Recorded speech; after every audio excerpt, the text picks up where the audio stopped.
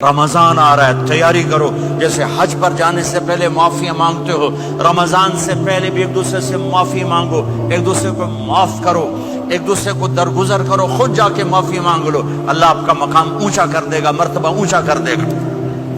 آخری رات اللہ تعالیٰ فرماتے ہیں جاؤ، تمہارے رات کی قیام اور دن کے روزے کے بدلے تمہیں سب کو معاف کر دیا، مانگو۔ اور ایک رات اللہ نے شب قدر بنائی جو 1000 راتوں کے برابر کر دی۔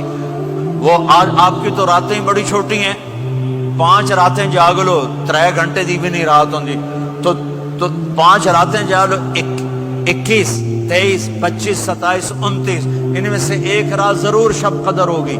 ایک رات کا جاگنا 80 سال کی عبادت سے بڑھیا ہو جائے گا، صرف ایک رات کا جاگنا، ایک رات کا جاگنا۔ ایک شرط ہے، دل میں بغض نہ ہو، نفرت نہ ہو، حقارت نہ ہو، کسی مسلمان کو حقیر نہ جانو، بلکہ کسی انسان کو حقیر نہ جانو، تو آپ کی بندگی اللہ کی بارگاہ میں پہنچ کر آپ کے مقام کو اونچا کر دیں گی۔ تو عبادات میں ایک نماز ہے، پھر ایک روزہ ہے، پھر زکوٰۃ اور حج مالدار لوگوں کا فریضہ ہے، غریبوں کا نہیں ہے، متوسط طبقے کا نہیں ہے۔ تو عبادات کا جو نصاب ہے بڑا مختصر ہے۔ 5 نمازوں پہ کتنا وقت لگتا ہے؟ روزے سال کے بعد آتے ہیں، گنجائش ہے، بیمار ہو بعد میں رکھ لو، مریض ہو بعد میں رکھ لو، زکوٰۃ سارے سال میں کسی وقت دے دو، حج زندگی میں کب کسی وقت کر لو۔ یہ ایک چھوٹا سا نصاب ہے۔ دوسرا میرے نبی کی زندگی کا پہلو جسے میں ہائی لائٹ کرنا چاہتا ہوں، جو نمایاں ہے، جو روشن ہے، وہ میرے نبی کی زندگی ہے، وہ میرے نبی کے اخلاق ہیں، وہ میرے نبی کا درگزر ہے، میرے نبی کا پیغام محبت ہے۔ میرے نبی نے فرمایا اسلام کا سب سے مضبوط عمل کیا ہے؟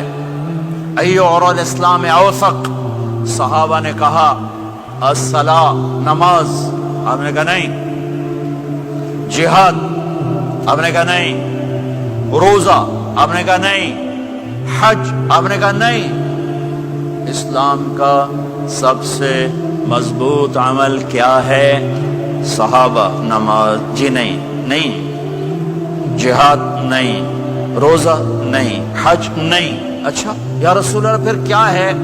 سنو غور سے، توجہ سے۔ میرے نبی نے فرمایا اسلام کا سب سے مضبوط عمل آپس میں محبت کرنا ہے، اللہ کے لیے محبت کرنا ہے، اللہ کے لیے محبت کرنا ہے، اللہ کے لیے محبت کرنا ہے۔ اسلام پیغام محبت ہے، میرے نبی کی زندگی محبت کی پوری تصویر ہے، کسی سے نفرت نہیں، بغض اللہ کے لیے، محبت اللہ کے لیے۔ یہ اسلام کا سب سے مضبوط عمل ہے۔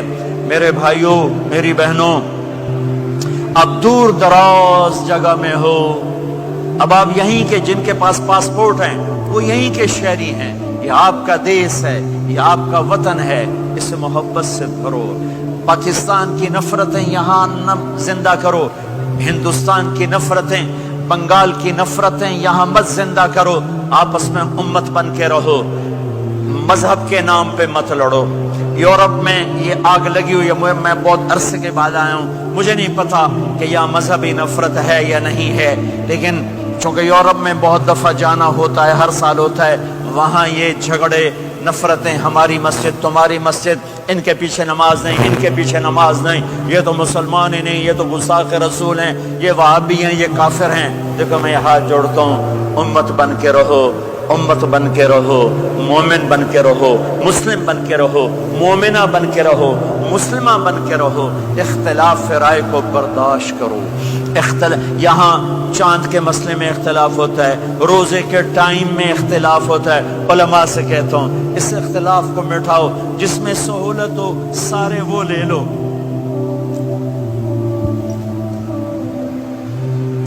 امت میں تفریق نہ پیدا کرو۔ یہ علماء کے سامنے ہاتھ جوڑتا ہوں، جس میں امت کو زیادہ سہولت ہو، ما خیر بین امرین الا اختار ایسرہما۔ 2 کام جب میرے نبی کے سامنے ہوتے تھے، جو مشکل ہوتا تھا چھوڑ دیتے تھے، جو آسان ہوتا تھا لے لیتے تھے۔ تو میرے بھائی بہنوں، یہ مذہب کی نفرت پاکستان میں، بنگلہ دیش میں اور انڈیا میں آگ لگی ہوئی ہے۔ امت بن کے رہو، امت بن کے رہو۔ اگر آپ اور میرا مسائل میں اختلاف ہے تو یہ ہماری محبت کو نہ ختم کرے، ہمارے تعلق کو نہ ختم کرے، ہماری نفرتیں نہ پیدا ہوں۔ اختلاف ہے، شروع سے تھا، آج بھی ہے، آئندہ بھی رہے گا، لیکن اللہ کے واسطے، اللہ کے واسطے، اللہ کے واسطے اس کو محبت میں بدلو، اس سے محبت میں بدلو، اس سے محبت میں بدلو۔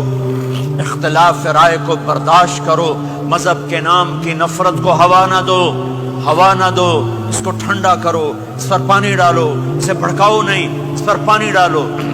میرے نبی نے عبداللہ بن ابی سے نباہ کر کے دکھا دیا، جو منافقوں کا سردار، باقی منافقوں کا تو کسی کو پتہ نہیں تھا سوائے میرے نبی کے، عبداللہ بن ابی کا منافق ہونا سب کو معلوم تھا، یہ منافق ہے، اور آپ کے پیچھے نمازیں پڑھتا رہا۔ آپ نے اس کے اپنے ساتھ رکھا، ایک دن آپ پانی پی رہے تھے، عبداللہ بن ابی کے بیٹے عبداللہ پکے صحابی تھے، کہنے لگے یا رسول اللہ تھوڑا پانی تو بچا دیں۔ آپ نے کہا